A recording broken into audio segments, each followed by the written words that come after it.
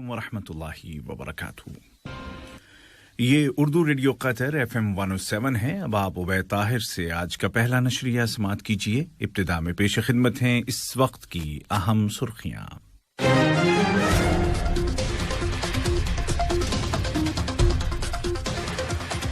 Qatar के कौमी दिन की तकरीबात की जिम्मेदार कमेटी ने ऐलान किया है कि इस साल दरबुसाई में तकरीबात नहीं होंगी और मुल्क के अलग अलग इलाकों में कुछ तकरीबात ऑर्गेनाइज की जाएंगी।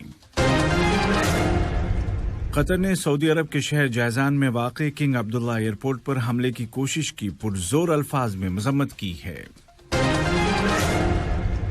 दोहा में अमरीका और तालिबान के दरमियान आला सतही मुज़ाकरात हो रहे हैं। और इराक़ी सदर ने जोर देकर कहा है कि पार्लिमानी इंतखाबात में बढ़ चढ़कर वोटिंग करने की ज़रूरत है ताकि ट्रैक दुरुस्त हो सके। उन्होंने कहा कि ये इलेक्शन फैसला कुन साबित होगा। और अब पेश खिदमत है उर्दू रेडियो कतर FM 107 से आज का पहला मुफस्सल नशरिया। बिस्मिल्लाहिर्रहमानिर्रहीम।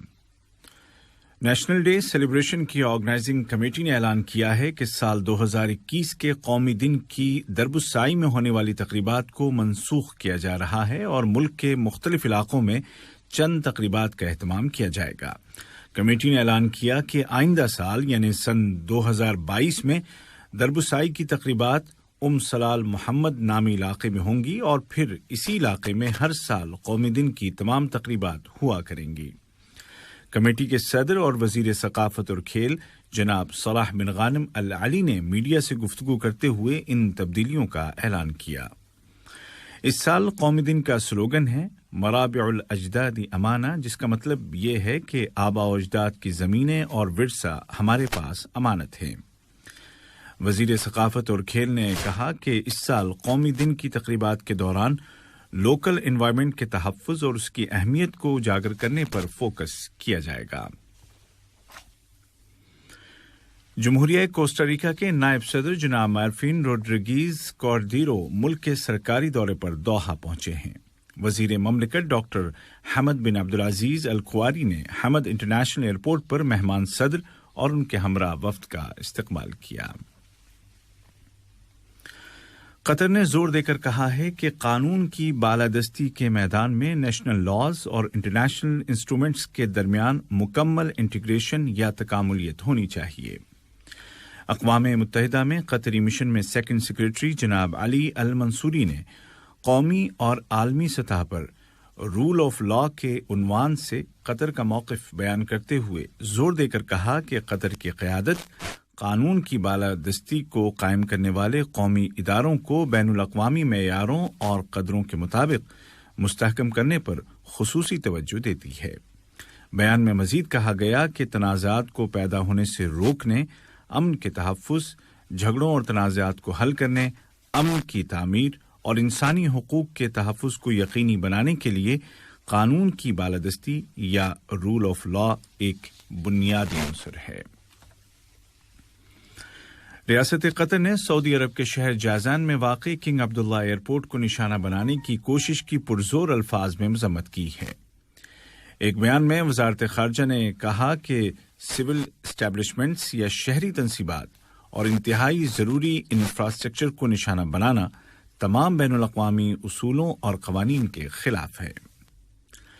वज़ारत ने तशद्दुद और दहशतगर्दी के मुताल्लिक़ कतर के मुस्तक़िल मौक़िफ़ को दोहराते हुए कहा कि कतर मोटिव्स और रीज़न से क़त्ए नज़र हर तरह के तशद्दुद और मुजरिमाना कार्रवाइयों को मुस्तरद करता है।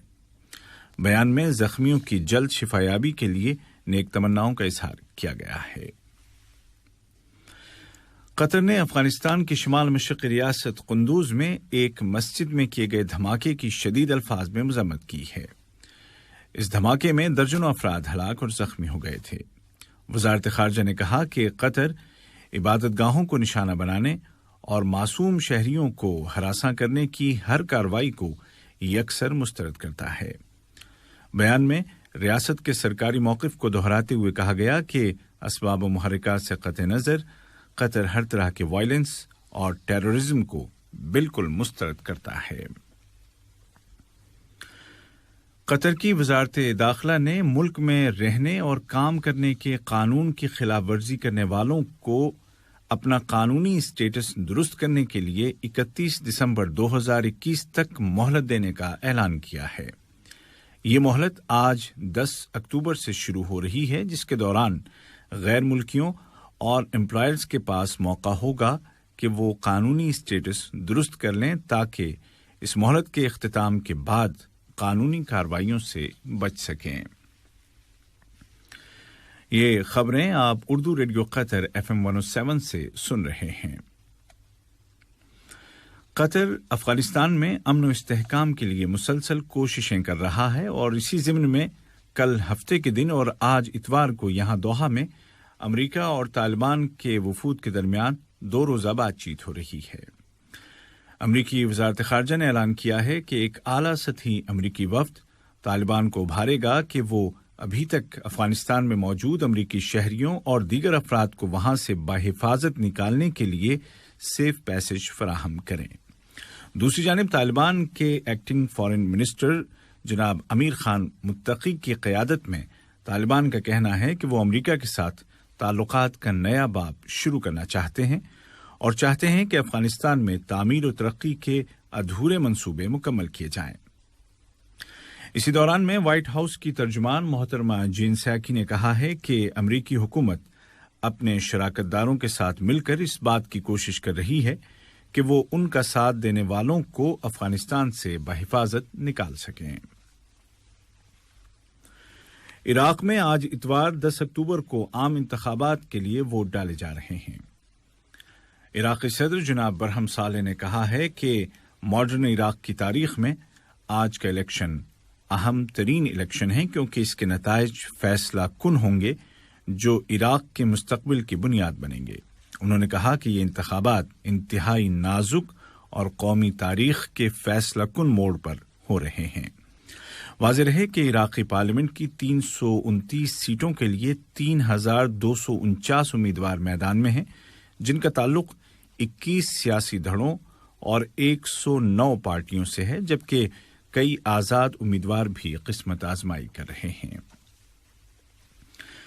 یمن میں شاہین نامی طوفان کے نتیجے میں ہونے والی موسلا دھار بارشوں کی وجہ سے کئی ریاستوں میں سیلابی صورتحال ہے۔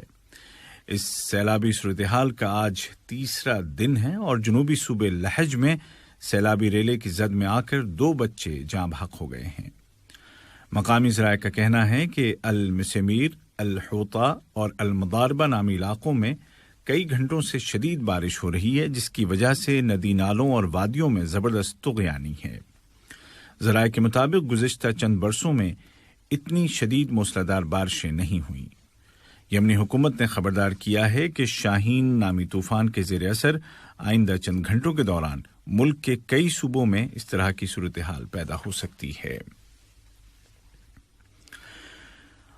اور وزارت صحت نے اعلان کیا ہے کہ گزشتہ 24 گھنٹوں کے دوران لوکل کمیونٹی میں کورونا کے 37 نئے کیسز درج کیے گئے، جبکہ سفر سے آنے والوں میں 25 نئے معاملے رجسٹر کیے گئے ہیں۔ اسی دوران 95 کنفرم پیشنٹ صحتیاب ہو گئے ہیں اور اس طرح اس بیماری سے شفایاب ہونے والوں کی مجموعی تعداد تقریباً 2,60,000 پہنچ گئی ہے۔ وزارت صحت نے مزید کہا کہ قومی ویکسینیشن پروگرام کے تحت اب تک کووڈ-19 ویکسین کے تقریباً 50 لاکھ ڈوز عوام کو لگائے جا چکے ہیں۔ آج کا پہلا نشریہ ختم ہونے سے قبل اس وقت کی اہم سرخیاں ایک مرتبہ پھر سن لیجیے۔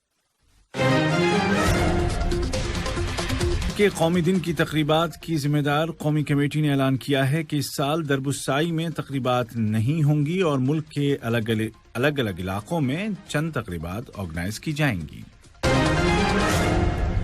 قطر نے سعودی عرب کے شہر جازان میں واقع کنگ عبداللہ ایئرپورٹ پر حملے کی کوشش کی پرزور الفاظ میں مذمت کی ہے۔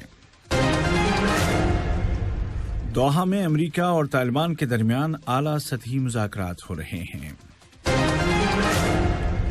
اور عراقی صدر نے زور دے کر کہا ہے کہ آج ہونے والے پارلیمانی انتخابات میں بڑھ چڑھ کر ووٹنگ کرنے کی ضرورت ہے تاکہ ٹریک درست ہو سکے۔ انہوں نے کہا کہ یہ الیکشن عراق کے لیے فیصلہ کن ثابت ہوں گے۔ اردو ریڈیو قطر FM 107 سے آج کا پہلا مفصل نشریہ اپنے اختتام کو پہنچا.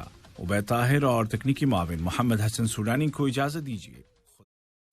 السلام علیکم دوستو، میں ہوں شیخ نور. آپ دیکھ رہے تھے قطر نیوز ٹوڈے. مجھے امید ہے کہ یہ ویڈیو آپ کو انفارمیٹک لگی ہوگی.